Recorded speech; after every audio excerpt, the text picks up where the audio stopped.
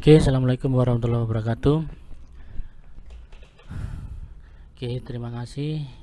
Alhamdulillah hari ini kita bisa berjumpa kembali. Kali ini untuk yang pertemuan kedua mengenai asuhan keperawatan pada appendicitis, saya akan menjelaskan tentang asuhan keperawatannya. Kalau yang kemarin sudah menjelaskan tentang penyakit dari appendicitis, maka untuk kali ini saya akan menjelaskan untuk mengenai asuhan keperawatan pada pasien dengan appendicitis. Yang ini kebetulan saya mulai dari analisa data ya. Nah, untuk analisa data ini itu bisa diambil dari hasil pengkajian asesmen pada pasien, kemudian pemeriksaan fisik ya. Terus kemudian maka dari data-data dua tadi, baik asesmen maupun pemeriksaan fisik, kemudian dirangkum datanya dimasukkan pada analisa data. Nah, ini merupakan data hasil analisa datanya yang sudah saya rangkum. Ini saya ambil dari beberapa sumber buku ya, terutama untuk yang buku-buku medical bedah. Kemudian untuk analisa data ini saya tambahi dari buku asuhan keperawatan yang sudah terbit dari punyanya PPNI, yaitu ada dari SIKI, SDKI dan SLKI ya. Nah, dari 3 buku tadi untuk asuhan keperawatan standar Indonesia, nah ini saya kumpulkan khusus untuk pasien-pasien dengan appendicitis. Oke, yang pertama ini untuk karena orang appendik itu mengeluhkan adanya nyeri ya, nyeri baik kalau preoperasi itu karena nyeri karena proses peradangan appendix, kemudian kalau pasca operasi ya nyeri karena pasca operasi ya. Oke, untuk data pertama diagnosanya adalah nyeri akut, di mana etiologinya di sini kalau menurut SDKI ini adalah agen cedera fisiologis yaitu inflamasi. Nah, diagnosa nyeri akut ini bisa dilahirkan dengan syarat ada beberapa data. Data pertama yaitu data subjektif, yaitu pasien mengeluh adanya nyeri. Jadi di sini secara subjektif pasien mengatakan bahwa dia merasakan nyeri pada abdomen pada kuadran kanan bawah. Kemudian secara data objektif ya, secara objektif yaitu pasien tampak meringis. Kemudian yang kedua, pasien bersikap protektif, yaitu misalnya contohnya pasien selalu memegangi area perut kuadran kanan bawah. Kemudian pasien terlihat gelisah ya untuk data objektifnya. Kemudian frekuensi nadi meningkat di sini berarti lebih dari 100 kali per menit ya. Kemudian ada insomnia atau sulit tidur dikarenakan nyeri. Nah, dari data subjektif objektif ini yang sudah kita kumpulkan, maka kita layak untuk mengangkat satu masalah keperawatan, yaitu yang disebut dengan nyeri akut. Oke, untuk masalah kedua, yaitu kita bisa mengangkat kasus masalah keperawatan yaitu hipertermia ya, karena proses etiologinya adalah proses penyakit atau infeksi. Nah, untuk hipertermia ini menurut buku dari SDKI ya, maka untuk data subjektifnya ini bisa tidak ada ya, atau misalnya kalau ada sesuai dengan kasus yang dihadapi pada saat merawat pasien, misalnya pasien mengatakan badannya summer, badannya panas, ongkep dan sebagainya, lah itu boleh ya. Tapi itu asalkan memang dari pasien itu sudah menyebut seperti itu. Kemudian secara objektif ya, dikatakan hipertermia bila suhu tubuh ini di atas suhu normal. Nah, ini 37,5 ya. Ini salah, ini 36,5. Jadi di atas lebih dari 37,5. Jadi suhu normal manusia itu antara 36,5 sampai 37,5. Nah, kalau hipertermia berarti di atas 37,5 derajat Celcius. Terus yang kedua adanya penampakan kulit merah ya, karena hipertermia. Terus takikardi tadi ya, adanya frekuensi nadi yang meningkat, takikardi ini. Jadi dikatakan meningkat bila lebih dari 100 kali per menit. Terus kemudian ini takipnu. Takipnu ini lebih dari 24 kali per menit atau 20 kali per menit ya, di atas 20 kali per menit. Itu adalah takipnu. Jadi pernafasannya meningkat. Kemudian kulit teraba hangat. Nah, ini melalui data-data yang sudah kita kumpulkan ini, maka kita layak untuk menegakkan diagnosa keperawatan hipertermia. Kemudian diagnosa ketiga, nausea. Ya, nausea dengan etiologi adanya iritasi gastrointestinal. Nah, untuk nausea ini diagnosa yang hampir ada di setiap penyakit-penyakit yang mengenai pada area sistem pencernaan, ya, mulai dari gastritis, terus kemudian appendicitis, tipoid, kemudian hepatitis, dan semuanya itu yang mengenai sistem pencernaan, maka akan selalu diikuti dengan adanya nausea atau vomiting ya. Nausea itu mual, muntah, terus kemudian vomiting. Vomiting ini muntah ya. Nah, untuk kasus appendicitis di sini, diagnosa nausea ini bisa disebabkan karena iritasi gastrointestinal. Ya, iritasi gastrointestinal, dan data subjektif yang dibutuhkan untuk menegakkan diagnosa nausea adalah yang pertama, klien adanya keluhan dari klien yaitu mengeluh mual, terus merasa ingin muntah, ya, pasien mengatakan tidak berminat makan atau anoreksia, kemudian pasien mengatakan merasa pahit ya, asam kecut atau pahit di mulut, kemudian ada sensasi panas atau dingin terutama pada wilayah dada ya, karena ada peningkatan iritasi akibat HCl kemarin. Nah, ini masih ada kaitannya dengan gastritis yang penjelasan untuk asuhan keperawatan yang pertama kemarin ya. Nah, kemudian untuk data objektif ya, ini biasanya yang kita bisa temukan pada pasien yaitu adanya peningkatan jumlah saliva, ngiler ya, air liur saliva. Nah, kemudian pasien pucat, kemudian diaforesis atau berkeringat dingin ya, dan ada takikardi dan adanya pupil dilatasi. Nah, sebenarnya ada beberapa yang mungkin cukup ya. Jadi misalnya di sini data objektif pasien terlihat sering mual, nah itu boleh ya, boleh. Kemudian pasien juga misalnya tercatat sudah muntah 3 kali, lah itu juga boleh. Jadi data subjektif objektif ini kadang itu memang ada di pasien ya sesuai, kadang juga nggak sesuai, tapi itu secara kalau dihubungkan dengan nausea itu ada kaitannya. Oke, itu diagnosa ketiga untuk asuhan keperawatan pada pasien dengan appendicitis ya. Nah, terus kemudian data berikutnya adalah ansietas. Ansietas ini kecemasan ya.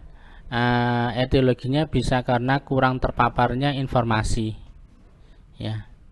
Nah, ini data subjektifnya, pasien merasa bingung ya. Kemudian pasien merasa khawatir dengan akibat dari kondisi yang dihadapinya. Pasien mengatakan sulit berkonsentrasi, ada keluhan pusing dari pasien anoreksia, palpitasi ya, jantungnya nerodok, kemudian merasa tidak berdaya. Kalau secara objektif tampak gelisah ya, pasien tampak tegang, sulit tidur, takipnu, takikardi, kemudian tekanan darah meningkat, keringat dingin, tremor atau gemetar, muka tampak pucat, suara bergetar, kontak mata buruk ya, kemudian sering berkemih. Ini tanda-tanda stres semua ya, berorientasi pada masa lalu ya. Jadi dia berandai-andai jikalau ya kemarin itu tidak ada, enaknya itu tidak ada, jikalau misalnya penyakitnya ini ternyata bukan dia yang kena. Nah, itu biasanya berorientasi pada masa lalu. Itu contoh-contohnya ya. Kemudian untuk pasca operasi pada kasus appendicitis ini bisa diangkat nyeri akut sama, cuman etiologinya yang berbeda. Kalau pada pasca operasi, etiologinya adalah agen pencedera fisik, ya. Terus kemudian dalam kurung prosedur operasi, ya. Nah, untuk data subjektif yang bisa kita ambil untuk menegakkan diagnosa tersebut yaitu adanya keluhan nyeri, ya. Adanya keluhan nyeri terutama pada area perlukaan operasi. Kemudian untuk data objektifnya, pasien tampak meringis atau kesakitan, ya, bersikap protektif atau selalu memegangi area yang sudah dioperasi. Terus pasien tampak gelisah, takikardi, ya, sulit tidur. Pasien tampak sulit tidur, ya, misalnya selalu menguap gitu, ya, angop, kemudian wajahnya lesu dan sebagainya, ya. Kemudian diagnosa terakhir yaitu karena pasca operasi, ya, yaitu munculnya resiko infeksi, ya. Resiko infeksi ini efek etiologinya disebabkan karena efek prosedur invasif, ya. Untuk data objektif di sini cuma dibutuhkan satu, adanya luka pasca operasi. Itu sudah cukup untuk menegakkan diagnosa resiko infeksi. Namun kalau mau ditambah lain, ya, maksud ditambah lain, misalnya ya adanya luka operasi, diberi keterangan misalnya lebar posisinya luka di kuadran kanan bawah dengan lebar luka kurang lebih 3 cm, kemudian keadaan luka misalnya kemerahan, nyeri saat ditekan dan sebagainya, itu boleh dicantumkan sebagai data tambahan untuk menegakkan diagnosa resiko infeksi. Oke, untuk tabel selanjutnya, dari hasil analisa data tadi maka kita bisa simpulkan adanya 4 diagnosa keperawatan untuk pasien apendisitis sebelum dioperasi dan 2 diagnosa keperawatan untuk pasien apendisitis setelah dioperasi, ini, ya. Jadi bisa dilihat sendiri di sini. Nah, ini nyeri akut, hipertermia, nausea, ansietas, ini adalah diagnosa prioritas pada pasien dengan apendisitis sebelum dioperasi. Oke. Setelah kita menentukan diagnosanya, maka langkah selanjutnya adalah kita menentukan kriteria hasil, ya. Kriteria hasil ini adalah kriteria-kriteria atau syarat-syarat peraturan atau misalnya tanda-tanda yang kita tetapkan sendiri, ya, berdasarkan kajian keilmuan. Bila tanda-tanda ini ada, maka diagnosa tersebut dikatakan teratasi. Namun apabila dari sekian tanda-tanda yang sudah kita tetapkan hanya sebagian saja, nah nanti yang teratasi atau terkerjakan, maka separuhnya belum. Nah, ini masuk kategori masalah belum teratasi, ya. Nah, kemudian ini untuk nyeri akut sebelum operasi sebagai kriteria hasil, bila diagnosa ini dikatakan teratasi bila pasien mengatakan nyerinya berkurang. Nyeri pasien berkurang menjadi skalanya, nah, skala berapa, ya. Jadi misalnya dari 6 berkurang menjadi 2, skala 2. Pasien mengatakan pola tidurnya tidak terganggu. Misalnya gini, boleh diganti dengan bahasa lain, misalnya pasien mengatakan tidurnya nyenyak, gitu, ya. Nah, itu boleh, ini sama, ya, maksudnya itu sama. Kemudian pasien mampu memperlihatkan teknik relaksasi yang efektif. Jadi dikatakan efektif bila teknik relaksasi yang kita ajarkan ke pasien itu ternyata bisa membantu untuk mengurangi nyeri akut yang dirasakan akibat infeksi apendisitis. Kemudian berikutnya adalah tanda-tanda vital, ya, tanda-tanda vital. Kalau nadi ini 60-80 kali per menit, tensinya ini 100 sampai 130 untuk diastolik, diastoliknya 60 sampai 90. Kemudian RR-nya 12 sampai 20 kali per menit. Nah, itu tanda-tanda kriteria hasil. Jadi itu merupakan syarat-syarat, dikatakan syarat-syarat itu harus dipenuhi. Kalau sudah dipenuhi maka kita bisa mengatakan diagnosa nyeri akut ini sudah teratasi. Tapi kalau kriteria hasil ini keterpenuhan kriteria hasil yang separuh, maka diagnosa nyeri akut ini masih dalam kategori teratasi sebagian, ya, teratasi sebagian.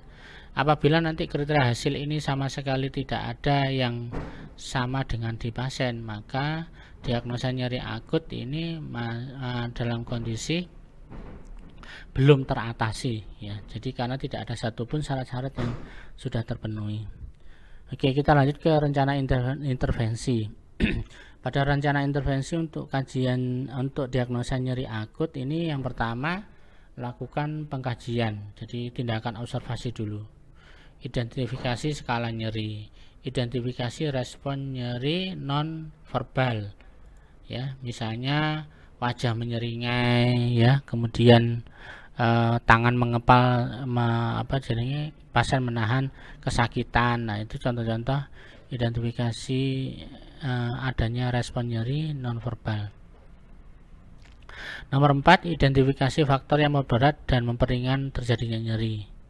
Jadi misalnya kita harus mencari atau menganamnesa pasien, kira-kira kondisi atau keadaan yang seperti apa yang bisa membantu klien untuk merasa nyerinya itu berkurang, dan kondisi apa yang menyebabkan nyerinya itu menjadi meningkat dari biasanya. Nah, itu perlu kita ketahui melalui pengkajian identifikasi faktor yang memperberat atau yang memperingan nyeri. Terus yang kedua adalah kaji tentang pengetahuan dan keyakinan tentang nyeri, ya. Karena kita tahu bahwa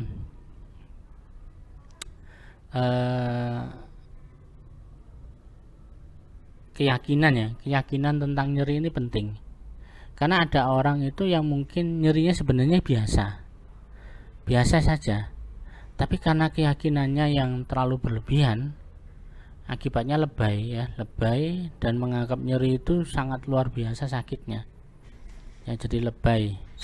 Biasanya orang-orang yang misalnya, ya maaf, misalnya anak muda pacaran dan sebagainya, itu kan kadang kalau merasakan tubuhnya, misalnya curhat merasakan tubuhnya itu biasanya dengan lebay, ya, jadi dilebih-lebihkan. Nah, itu karena memang ada permasalahan di keyakinannya, ya. Keyakinan anak itu wayahe didandani, di bengkel, no, ya, supaya tadi tidak ada perasaan berlebihan.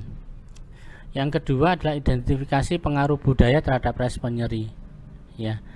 Nah, pengaruh budaya ini penting. Jadi misalnya budaya-budaya, misalnya laki-laki itu harus kuat, ya. Itu kalau di orang Jawa, ya, laki-laki nggak boleh cengeng, itu budaya. Jadi laki-laki harus tahan banting, itu budaya, ya. Jadi laki-laki itu harus menjadi pemimpin. Jadi kalau merasakan nyeri itu ya biasa, merasakan kesakitan itu harus merupakan hal biasa. Laki-laki nggak boleh cengeng, lah itu kan budaya, ya. Itu kita harus identifikasi pengaruh-pengaruh budaya seperti itu. Terus lagi misalnya pengaruh identifikasi pengaruh agama, ya, agama. Karena di agama, misalnya contoh di agama Islam, ya, nyeri itu dianggap sebagai kafarat atau penebus dosa. Jadi tidak ada satupun rasa nyeri yang dirasakan oleh umat Kanjeng Nabi nyeri yang dirasakan itu akan menjadi penebus dosa-dosanya dia, ya, dosa-dosanya dia yang tidak hilang dikarenakan istighfar. Jadi itu kepercayaan agama yang bisa mempengaruhi nyerinya. Nah, hal-hal seperti itu juga perlu dikaji, ya, diidentifikasi pada pasien. Jadi itu akan sangat membantu ketika kita memberikan komunikasi terapeutik kepada pasien untuk mengatasi masalah-masalah nyeri akut, ya. Oke, kemudian yang nomor 7, identifikasi pengaruh nyeri pada kualitas hidup. Nah, tadi tipikal nyeri, apakah ada, kan kita tahu ya, ada orang yang mungkin sakit sedikit aja dia sudah enggan untuk beraktivitas, takut beraktivitas, kemudian ada nyeri sedikit atau misalnya luka operasi sedikit saja dia sudah membayangkan yang tidak-tidak, sehingga dia melakukan aktivitas tertentu yang sifatnya ringan saja dia malah nggak berani. Nah itu kan ada ya. Nah itu juga perlu dilakukan identifikasi apakah pasien kita yang kita rawat ini masuk dalam kategori tersebut ya. Jadi kalau ada itu wah cukup susah itu ya, susah bagi kita perawat itu ya, susah kalau misalnya ngaleman, pasiennya ngaleman terus kemudian pasiennya dikit-dikit nyeri, dikit-dikit sudah nggak mau makan, dikit-dikit nggak mau bergerak, nggak mau latihan jalan dan sebagainya. Nah akhirnya lama. Itu karena faktor keyakinan tersebut bisa memperlama proses penyembuhan dari penyakit pasien tadi. Terus yang nomor 8 adalah monitoring keberhasilan terapi komplementer yang sudah diberikan. Nah, terapi komplementer inilah terapi terapi boleh dikatakan terapi tradisional atau terapi non medis lah, gampangannya gitu. Jadi terapi komplementer ini terapi non medis, misalnya contoh akupuntur, kemudian kalau di keperawatan itu ada kompres hangat gitu ya, itu coba monitoring keberhasilannya seperti apa ya. Nah kalau sudah diketahui misalnya ternyata kompres hangat kompres dingin itu atau kompres hangat itu bisa meredakan nyerinya pasien ya. Kemarin sudah dijelaskan ya, kalau appendicitis pada saat mengalami awal-awal infeksi tidak boleh dikompres hangat, tapi yang justru disarankan adalah kompres dingin. Tapi kalau sesudah operasi itu malah disarankan untuk mengurangi nyeri menggunakan kompres hangat ya. Kemudian yang terakhir adalah monitoring efek samping dari penggunaan analgesik ya. Ini juga penting karena kita tidak pernah tahu bahwa pasien itu punya riwayat alergi terhadap obat analgesik tertentu atau tidak. Karena di lapangan itu banyak ya terjadi pasien-pasien itu yang awalnya tidak tahu bahwa dirinya punya alergi terhadap obat tertentu, itu baru ketahuan ketika dia mengkonsumsi obat tersebut. Nah kasusnya banyak, yaitu yang nanti coba saya mencari di internet ya, yang disebut dengan Stevens-Johnson syndrome. Nah itu salah satu penyebabnya adalah penggunaan medikasi farmakologi, obat-obatan yang awalnya jadi ada reaksi alergi tingkat 4 ya. Jadi reaksi alergi yang cepat, nah itu bisa membahayakan diri pasien ya. Maka dari itu sebelum kita terjadi yang tidak menyenangkan seperti adanya efek Stevens-Johnson syndrome, maka sebaiknya kita identifikasi dulu ya, kita tanyakan kepada pasien apakah pasien memiliki riwayat alergi terhadap penggunaan obat-obatan ya. Contoh misalnya alergi obat-obatan itu misalnya alergi terhadap paracetamol, alergi terhadap antalgin, alergi terhadap misalnya kalau antibiotik itu misalnya cotrimoxazole. Nah itu banyak ya.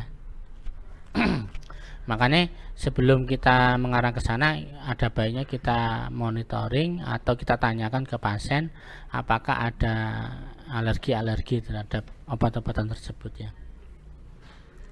Kemudian secara terapeutik tindakan keperawatan yang bisa kita berikan yaitu memberikan teknik non farmakologis untuk mengurangi nyeri.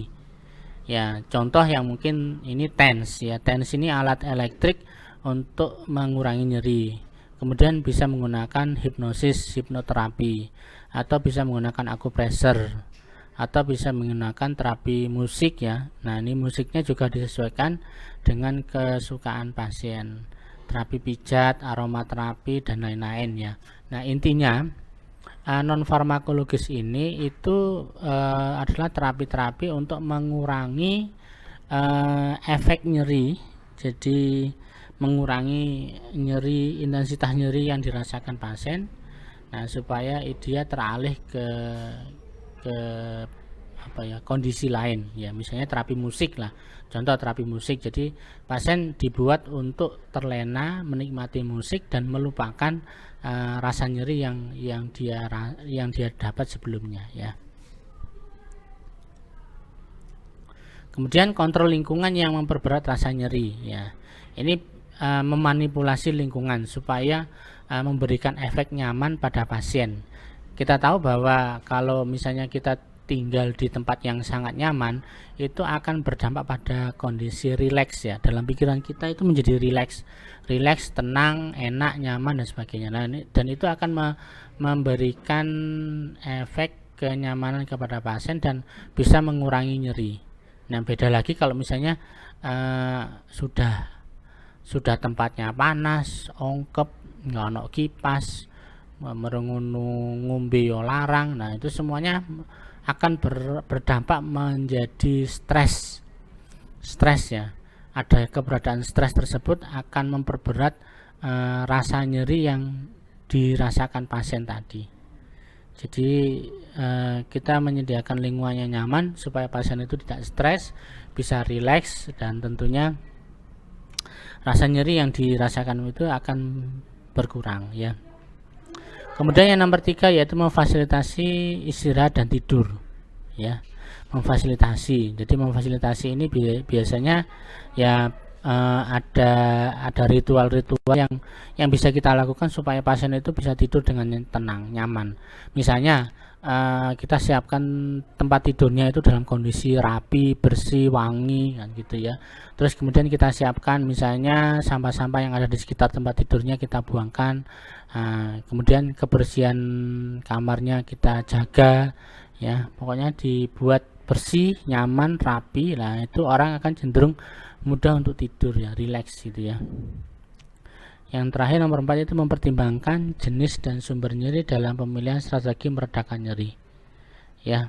Jadi kalau pada saat pengkajian nyeri itu kan pasien diminta untuk menunjuk skala ya. Skala ini kita bisa menggunakan angka 0 sampai 10. 0 itu berarti tidak ada nyeri, 10 itu adalah nyerinya yang sangat kuat sekali. Lah, pasien diminta untuk memilih antara 0 sampai 10 untuk mewakili sifat nyerinya. Nah, maka dari situ kita akan tahu bahwa nyeri yang dirasakan pasien ini masuk dalam kategori nyeri berat, ringan, atau sedang ya. Nah, kalau nyeri berat di sini maka kita bisa memberikan efek obat-obatan farmakologis yang sifatnya bisa memaksa rileks pasien atau membuat pasien itu menjadi nyaman dengan penggunaan obat-obatan. Tapi kalau nyerinya sedang atau ringan, nah kita bisa melakukan mungkin tetap diberikan obat-obatan farmakologis tapi yang sifatnya sederhana, ditambah lagi terapi-terapi non farmakologis yang bisa kita berikan kepada pasien ya. Kemudian di sini juga ada edukasi, di mana yang pertama yaitu menjelaskan penyebab, periode, pemicu nyeri pada kasus apendiksitis yang dirasakan oleh pasien. Kemudian menjelaskan strategi meredakan nyeri ya. Tadi bisa menggunakan kompres, bisa menggunakan terapi musik, hipnoterapi dan sebagainya. Kemudian anjurkan monitoring nyeri secara mandiri. Nah, jadi pasien bisa mengevaluasi, diajarkan cara mengevaluasi untuk nyerinya sendiri. Ya, jadi tadi ya bisa menggunakan skala 0 sampai 10. Kemudian yang nomor 4 anjurkan menggunakan analgesik secara cepat ya. Yang dimaksud analgesik secara tepat di sini ya tadi penggunaan analgesik yang pasien itu tidak ada efek alerginya ya, jadi aman untuk pasien. Kemudian yang terakhir adalah ajarkan teknik non farmakologis untuk mengurangi nyeri tadi. Misalnya contohnya hipnoterapi atau terapi musik ya. Kemudian tindakan kolaborasi yang bisa kita lakukan yaitu kolaborasi pemberian analgesik jika perlu ya. Oke, untuk diagnosa kedua yaitu hipertermia. Nah, apa kriteria hasil yang bisa kita cantumkan di sini yaitu suhu tubuh misalnya ini salah ya 36,5 sampai 37,5 ya. Ini maaf salah ini. Kemudian nadi 60 sampai 80 kali per menit, RR-nya 12 sampai 20 kali per menit, tekanan darah 100 sampai 130 untuk sistolik dan diastoliknya 60 sampai 90 mm Hg. Nah, ini untuk kriteria hasil diagnosa hipertermia. Terus apa tindakan keperawatan yang bisa kita lakukan untuk mengatasi hipertermia? Yang pertama, untuk observasi identifikasi penyebab hipertermia. Ya, penyebabnya apa? Ini karena infeksi kah, atau karena kekurangan cairan, atau karena mungkin efek dari obat-obatan dan sebagainya. Ya, kemudian monitoring suhu tubuh, jadi ukur ya suhu tubuh, terutama pada masa-masa kritis itu suhu tubuh itu mirip seperti kita memonitoring paktograf kalau pada ibu hamil ya. Jadi suhu tubuh itu dihitung paling tidak 1 jam sekali, dilihat di grafik, ditulis di grafik ya, naik turunnya. Kemudian jangan lupa monitoring kadar elektrolit ya. Kita tahu bahwa pada pasien dengan hipertermia itu akan mengeluarkan IWL ya, insoluble water loss, itu jauh lebih dari normal ya, keringat, jadi banyak berkeringat. Nah, ketika berkeringat itu elektrolit dalam tubuh juga ikut keluar. Makanya kita perlu juga monitoring kadar elektrolit, terutama elektrolit natrium, itu sangat berperan sekali pada kesehatan pasien. Kemudian monitoring haluaran urin atau kencingnya pasien. Di sini yang bisa kita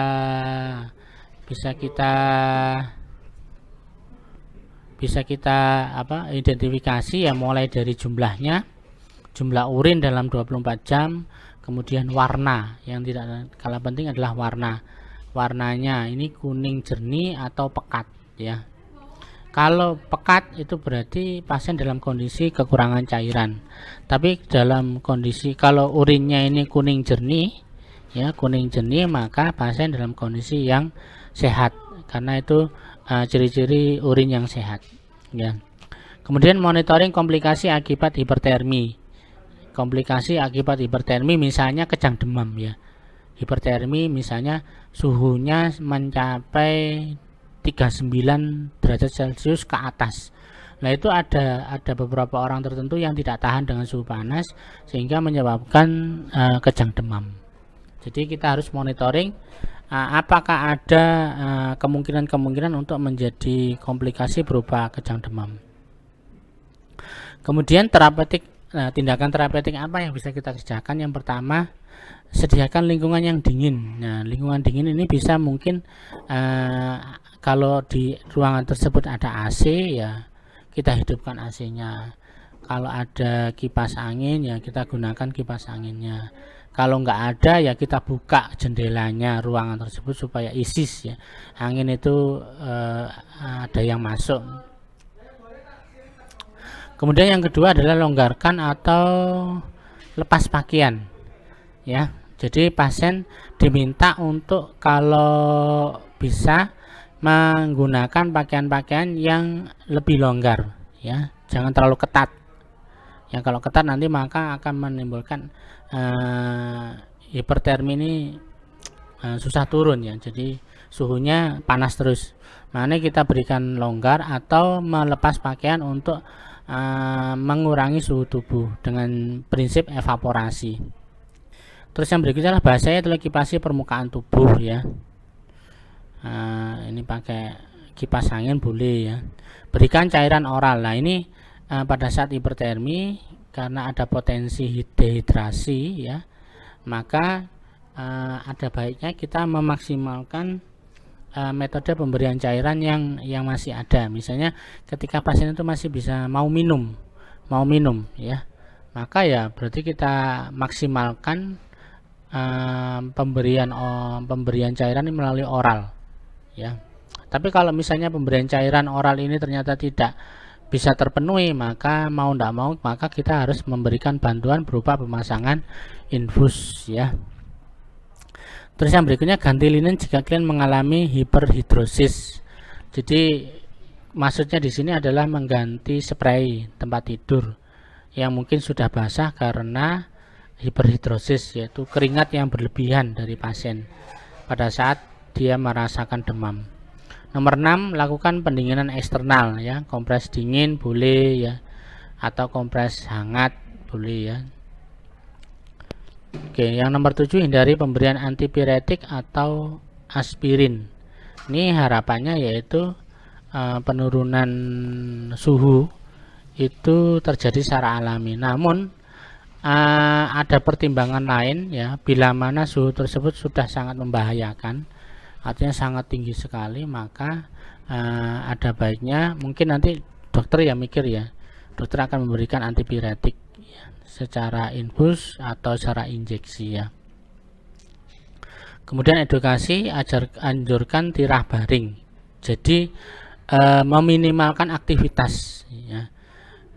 Jadi diharapannya ketika aktivitas itu berkurang, maka dia suhu tubuhnya itu tetap stabil, jadi tidak ada kenaikan ya. Kita tahu bahwa pada saat kita olahraga kan tubuh kita merasa panas ya.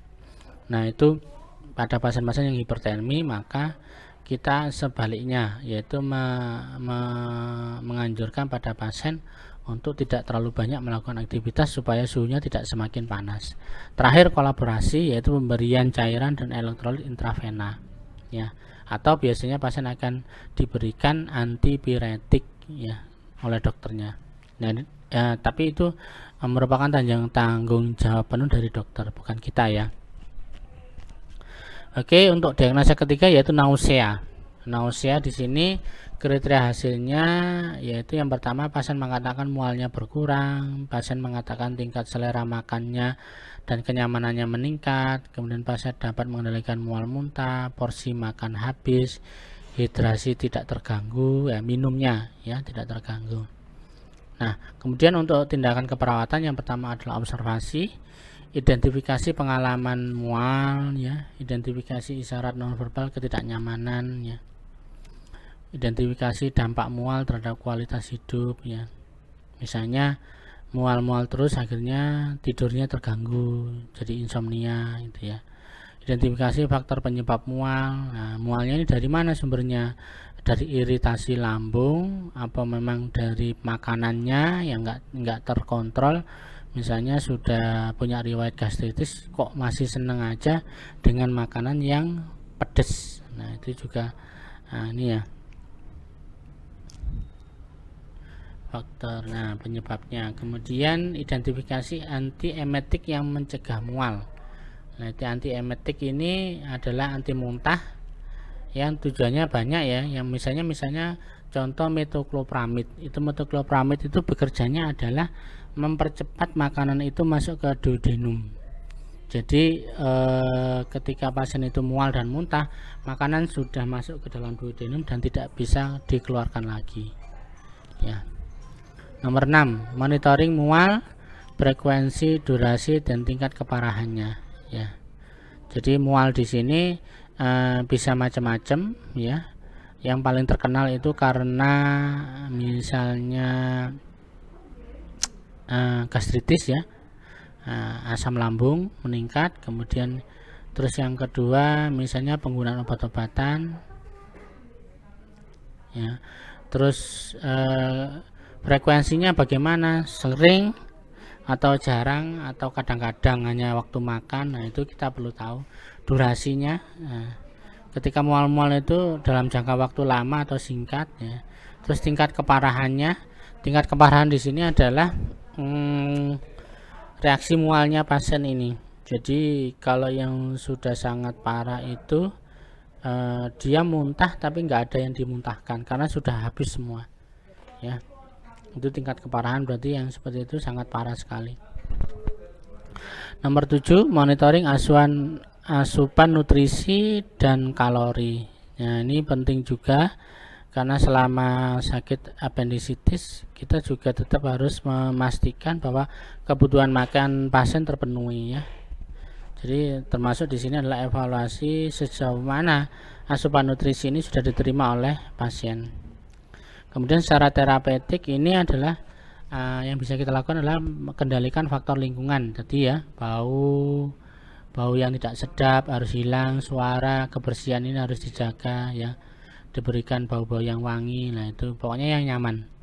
Yang kedua adalah kurangnya atau menghilangkan keadaan penyebab mual ya. Misalnya ternyata mualnya dipicu karena penggunaan analgesik. Nah, itu berarti analgesiknya yang harus dihentikan dan diganti dengan analgesik lain yang tidak bisa menyebabkan mual.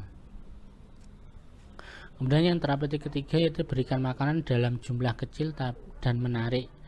Kecil tapi sering, ya itu sedikit tapi sering, ya sedikit-sedikit tapi sering. Nah, itu jauh lebih efektif daripada sekali tapi banyak, ya.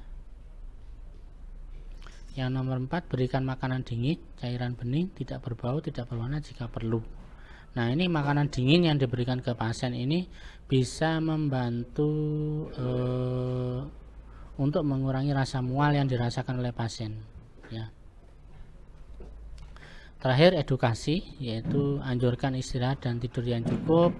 Yang ketiga, bisa anjurkan makanan tinggi karbohidrat dan rendah lemak, ya.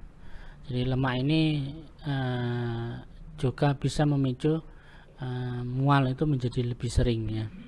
Yang terakhir, ajarkan menggunakan teknik non farmakologis untuk mengatasi mual. Misalnya menggunakan hipnosis, misalnya menggunakan terapi musik, ya, macam-macam lah. Hampir mirip seperti yang analgesik tadi, ya, menggunakan non farmakologis teknik, ya. Terakhir, kolaborasi memberikan antiemetik. Misalnya contoh tadi metoclopramid, brimperan, terus kemudian clopidogrel, ondansetron, macam-macam itu, ya. Oke, diagnosa 4 ini ansietas, ya. Apa yang bisa dilakukan sebagai kriteria hasilnya ini belum ada ini, ya. Ya, kriteria hasilnya berarti ya pasien, misalnya pasien mengatakan sudah tenang, nyaman, kemudian tanda-tanda vital dalam batas normal, ya. Tadi seperti yang sebelumnya sudah disebutkan tadi. Jadi terutama untuk yang ansietas ini tekanan darah. Tekanan darahnya ya sistoliknya mulai 100 sampai 130, diastoliknya 60 sampai 90 kali per menit. 60 sampai 90 mm Hg, ya. Terus apa observasi yang bisa dilakukan? Tindakan observasi keperawatan yang bisa dilakukan adalah identifikasi saat tingkat ansietas berubah. Jadi kapan kecemasan ini mulai berubah, meningkat atau menurun? Nah, itu kita perlu tahu. Meningkat karena apa, menurun karena apa, gitu, ya. Jam berapa meningkat, terus bisa reda itu jam berapa jam, dan sebagainya. Yang kedua, identifikasi kemampuan pengambil keputusan, ya. Karena di sini ansietas ini, ya, biasanya orang-orang yang pemahaman terhadap masalah penyakit apendiksitisnya kurang. Jadi mereka takut dioperasi, takut nanti kalau operasinya gagal dan sebagainya. Nah, itu akan menyebabkan ansietas dan mempengaruhi biasanya proses pengambilan keputusan, ya. Ini harus dilanjut ke rumah sakit, apa cukup dirawat di rumah dan sebagainya, itu, ya. Kemudian monitoring tanda-tanda ansietas verbal, non verbal. Tadi, ya, tanda-tanda ansietas bisa marah, terus lapangan pandang menyempit, kemudian mudah emosi, kemudian tidak mampu memfokuskan perhatian. Nah, itu macam-macam, ya. Kemudian terapeutiknya yang bisa kita lakukan yaitu ciptakan suasana terapeutik untuk menumbuhkan kepercayaan. Misalnya kita harus tampil pede, ya, kalau merawat pasien seperti ini. Karena kalau misalnya kita sendiri yang merawat nggak pede terhadap pasien, maka pasien sendiri juga akan ikut-ikutan nggak pede. Yang kedua, temani klien untuk mengurangi kecemasan. Nah, ini biasanya kita berperan sebagai pendengar yang aktif.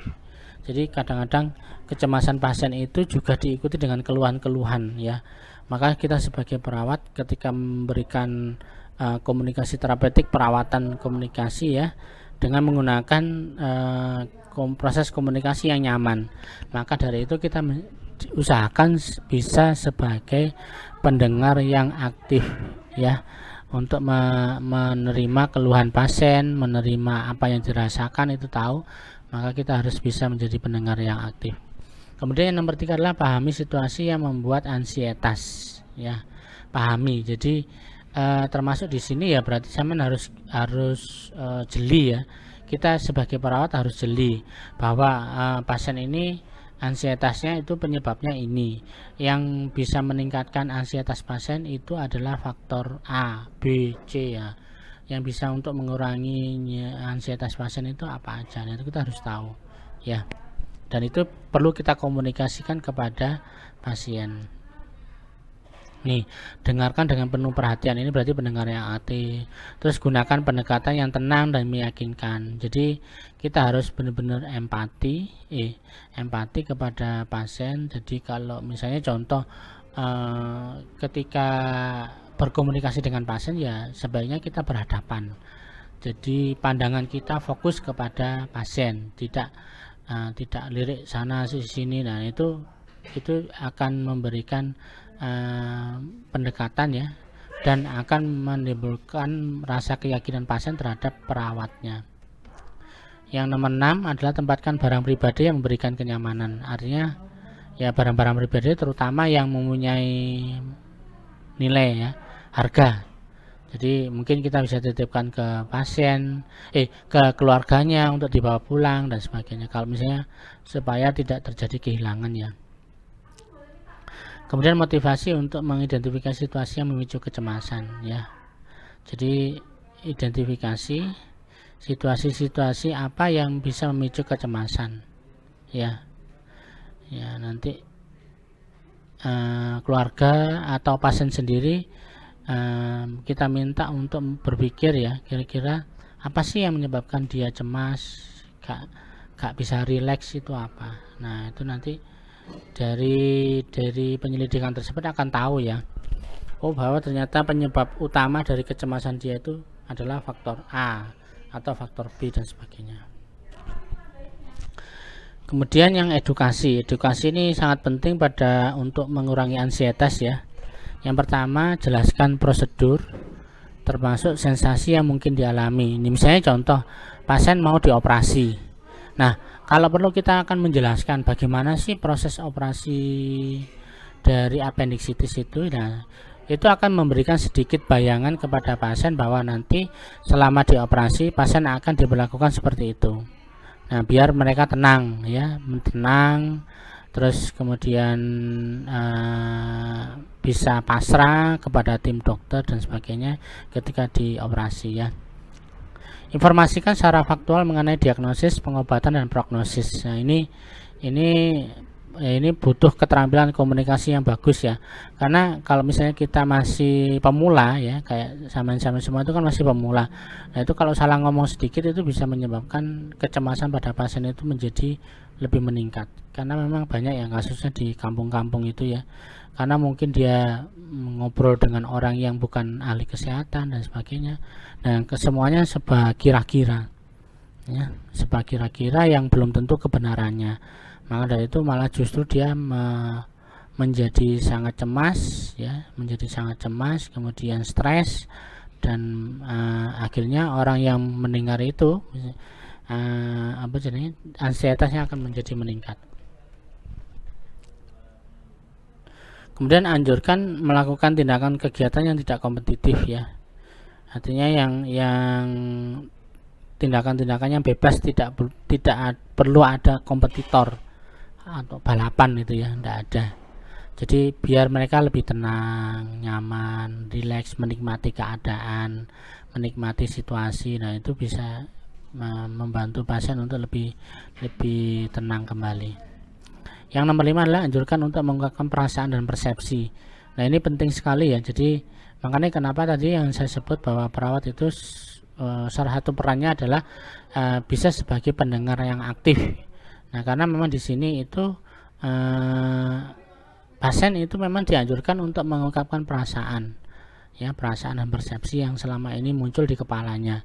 Nah, kan membuat orang lain bisa cerita itu juga tidak gampang ya.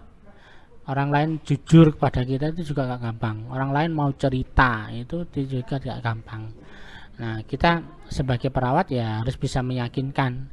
Jadi meyakinkan ke keluarga itu bisa dalam bentuk misalnya penampilan yang meyakinkan, gaya kita juga meyakinkan, pengetahuan kita juga cukup dan sebagainya. Itu akan sangat membantu pada klien yang mengalami ansietas untuk mampu melepaskan perasaan dan menceritakan persepsi apa yang ada di kepalanya ya.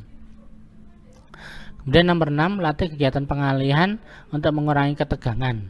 Nah, pengalihan misalnya apa? Contohnya ngisi TTS, nonton telenovela, apa drakor, dengerin musik India misalnya gitu ya. Nah, itu macam-macam.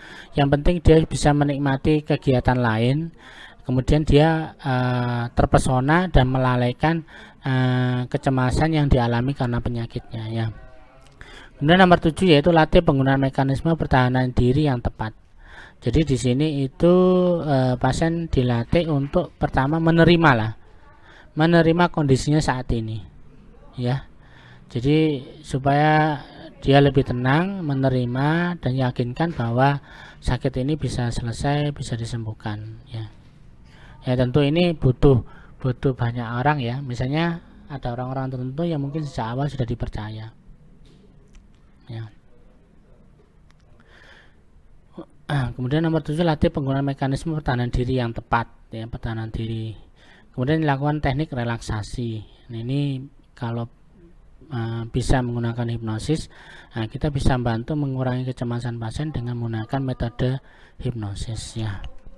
Terakhir yaitu kolaborasi, di mana ya kalau mungkin ya memang ansietasnya itu tidak bisa dikendalikan secara tindakan keperawatan, maka kita perlu melaporkan dan mungkin akan diberi anti ansietas ini jika perlu ya.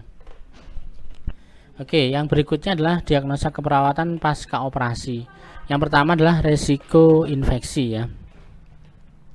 Resiko infeksi di sini tentu kriteria keberhasilannya yaitu ya infeksinya tidak terjadi, TTV dalam batas normal, kemudian luka operasi dalam kondisi yang bagus, misalnya tidak kemerahan, tidak ada nyeri tekan, kemudian tidak ada pes atau nanah yang keluar dari luka ya. Nah itu salah satu contoh untuk kriteria hasil dari resiko infeksi ya, diagnosa resiko infeksi. Kemudian apa yang bisa kita lakukan? Yang pertama diobservasi, monitoring tanda dan gejala infeksi lokal dan sistemik ya. Mungkin semen ini sedikit mengingatkan ya, karena tanda-tanda infeksi dulu itu kita sudah di tingkat 1 pasti sudah dipelajari, yaitu rubor, kalor, dolor, kemudian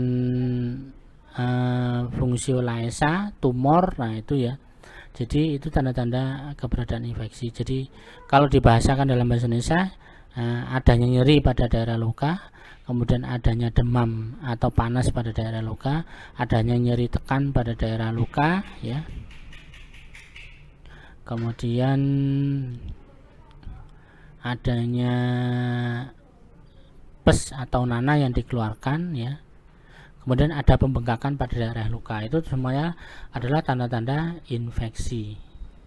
Nah, apa tindakan terapeutiknya? Yang pertama adalah membatasi jumlah pengunjung. Nah ini ya, supaya pasien bisa istirahat tenang, kemudian proses infeksinya juga bisa berkurang ya. Lakukan perawatan luka ya secara berkala, ini tindakan terapeutiknya. Kemudian cuci tangan sebelum dan sesudah kontak dengan klien. Kemudian yang nomor terakhir adalah pertahankan teknik aseptik pada klien berisiko tinggi. Siapa ya klien berisiko tinggi ya? Kemarin sudah saya jelaskan, yaitu pasien-pasien yang mengalami peritonitis lah, itu sangat berisiko tinggi juga. Oke, untuk edukasinya, jelaskan tanda dan gejala dari infeksi apendisitisnya, kemudian jelaskan cara mencuci tangan dengan benar, ajarkan teknik etika batuk, ajarkan cara memeriksa kondisi luka operasi ya tadi ya.